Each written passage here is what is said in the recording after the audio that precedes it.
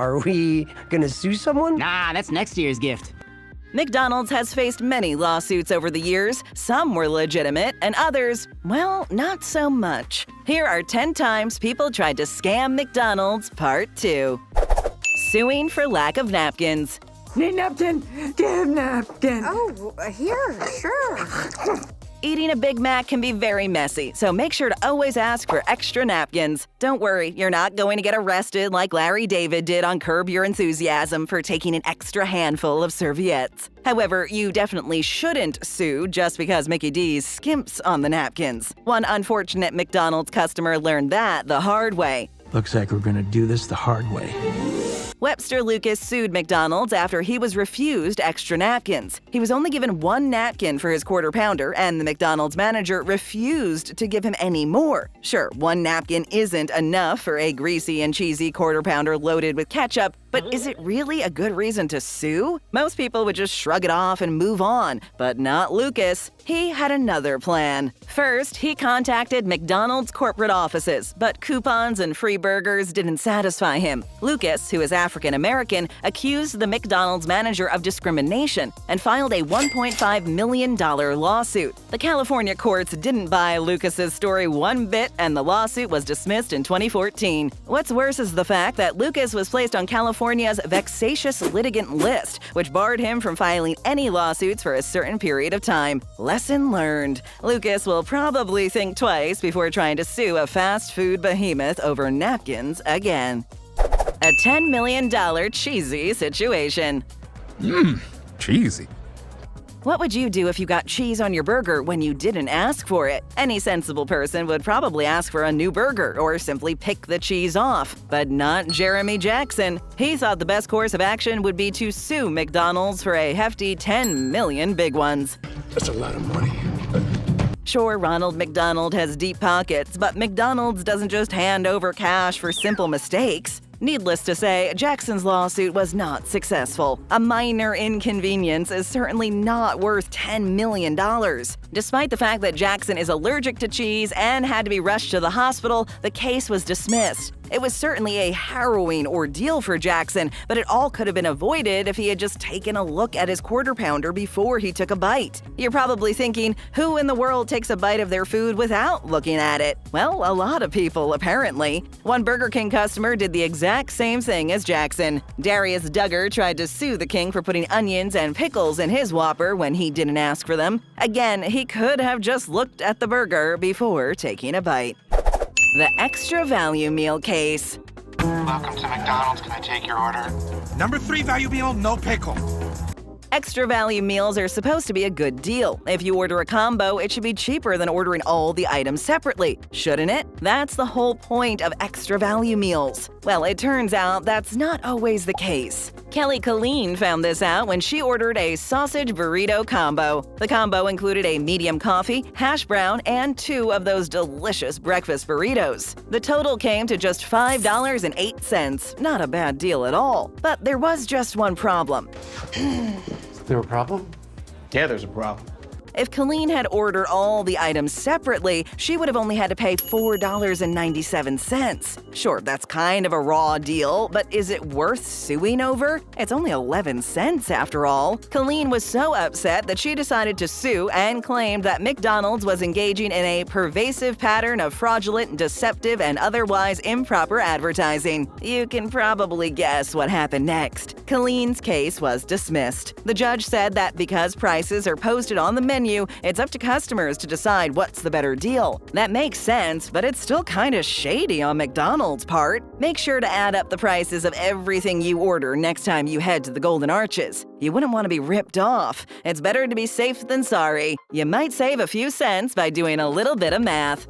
There's no math needed to subscribe to our channel. If you haven't already, it's easy. Just tap or click. Thanks. McDonald's is not diet food. New diet? Everyone knows that eating McDonald's every day will make you gain weight. Morgan Spurlock proved that without question. If you want to lose weight, you need to eat fruit, vegetables, and plenty of lean protein. Don't forget to exercise and stay hydrated. Hydrate. Eating a Big Mac every day isn't going to help you slim down unless you're burning as many calories as Michael Phelps. Orlando resident Walter Randall quickly realized that McDonald's was not diet food after he began to pack on the pounds thanks to eating at McDonald's almost every day. And who could be responsible for this? Apparently, it was Ronald's fault. So Randall decided to sue McDonald's for a cool $2 million. He figured his love handles were easily worth a couple million. It sure sounds like a scam, but Randall actually pulled it off. He wasn't awarded $2 million, but McDonald's didn't want to go through another lawsuit. Seriously, how many times have people tried to sue McDonald's for their weight gain? It seems to happen every year. McDonald's decided the best course of action was to settle and offered Randall a free lifetime supply of McDonald's. It could be a short lifetime, though, because even after 2 heart attacks, Randall continues to eat at McDonald's multiple times a week. Mozza sticks without real cheese. No cheese! McDonald's is known for its Big Macs, fries, and McFlurries, but did you know that they used to serve mozzarella sticks? No one knows for sure why they were taken off the menu, but it might have been because McDonald's was sued over the cheesy deep-fried snacks. Why? Well, they actually weren't that cheesy at all. It's not cheesy.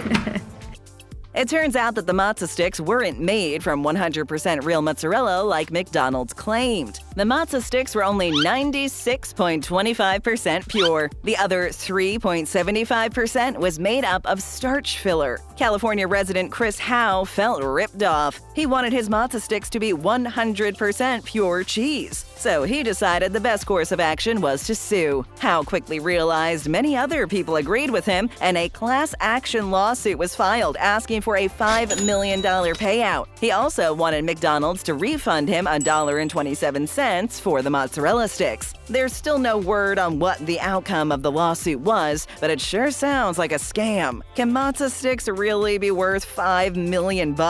Hal probably should have just gone to Burger King. Maybe he would have been happier with the King's Mozza sticks. Quarter pounder or human hand? The hardest choices require the strongest wills.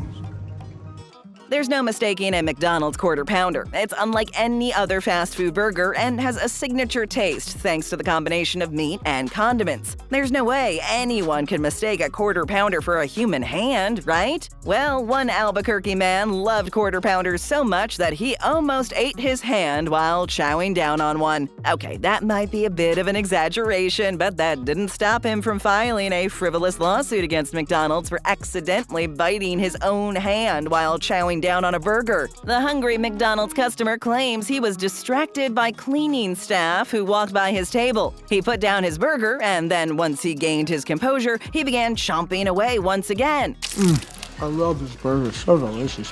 There's just one problem. He forgot to pick up his burger. He quickly realized he was chewing on his hand when he felt a searing pain. He claimed the Quarter Pounder tasted exactly like the muscles in his hand. This one has to be an urban legend because it's almost too ridiculous to be true. Needless to say, there's no way his lawsuit is legitimate. If it sounds like a scam, it probably is one. Seeing is believing. You'll have to see it to believe it. Don't you just hate it when you head to McDonald's for a late-night dose of Chicken McNuggets and it's closed? Unfortunately, not all locations are open 24/7, like 7-Eleven. Quite a few McDonald's locations lock their doors at night and only leave the drive-thru open. A drive-through.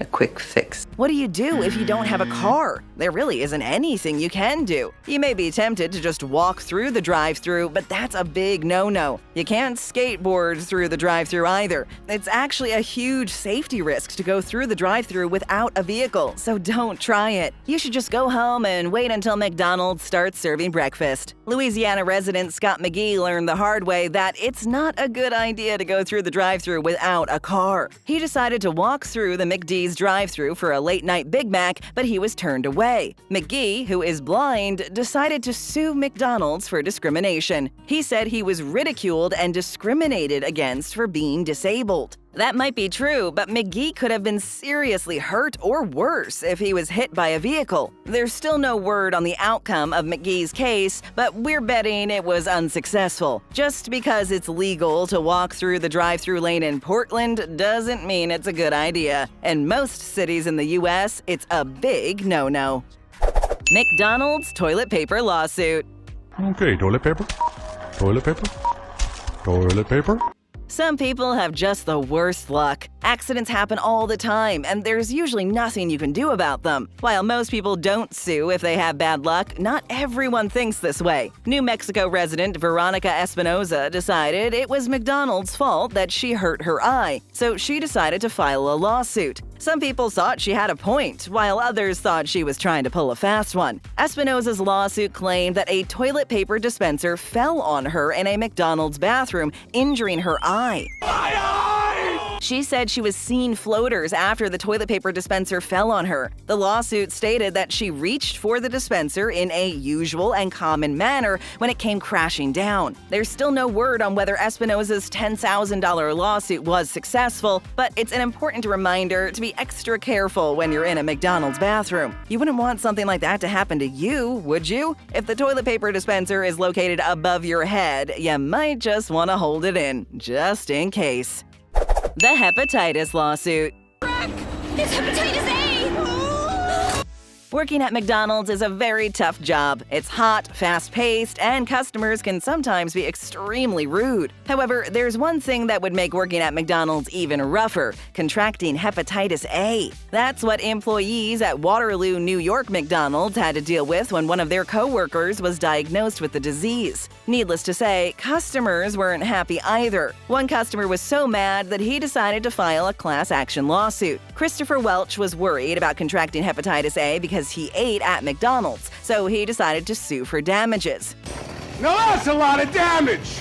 There's just one problem. Welch didn't actually get hepatitis A. He decided to sue because there was a remote possibility that he could have been exposed. Because Welch didn't actually get sick, many people considered his lawsuit to be a scam. It's true that one of the employees at the McDonald's Welch ate at did have hepatitis A, but the chances of Welch contracting the illness were extremely low. If you're vaccinated against hepatitis A, you basically have nothing to worry about. Plus, there are also treatments available. That's why many people thought Welch's lawsuit was just a money grab. McDonald's slip and fall cases. So, this is how it ends. Slip and fall cases are one of the most common lawsuits around. They happen all the time, and they're usually scams. If you can't read a sign that says "slippery when wet," it's probably your own fault that you fell. McDonald's has not been immune to these types of scams. In Moscow, a woman tried to sue McDonald's for $15,000 when she slipped on a puddle in a McDonald's restaurant. McDonald's refused to pay up, so the woman then filed a lawsuit asking for $87,000. What? There's no word on whether or not McDonald's coughed up the dough before the company left Russia. While slip and fall cases are usually frivolous, sometimes they're legitimate. Back in 2007, McDonald's had to fork over $5.67 million to a woman in Hawaii who slipped and fell in a Maui McDonald's. It was a hefty payout, but the judge ruled that it was McDonald's fault. Beverly Munguia fell on a puddle of liquid that was left unattended for an extended period of time. The accident seriously injured Munguia, and she suffered a fractured vertebrae and numerous other ailments. $5.67 million may seem like a lot of money to the average Joe, but it's chump change for McDonald's. That's like only 1 million Big Macs. No big deal for the largest fast food chain in the world. You might be tempted to try and slip on a puddle to get a big payout, but we advise against it. Judges can tell fairly easily when you're trying to pull a con. Stick around for another great video. Just tap or click and hit that subscribe button and ring that bell to join our notification squad.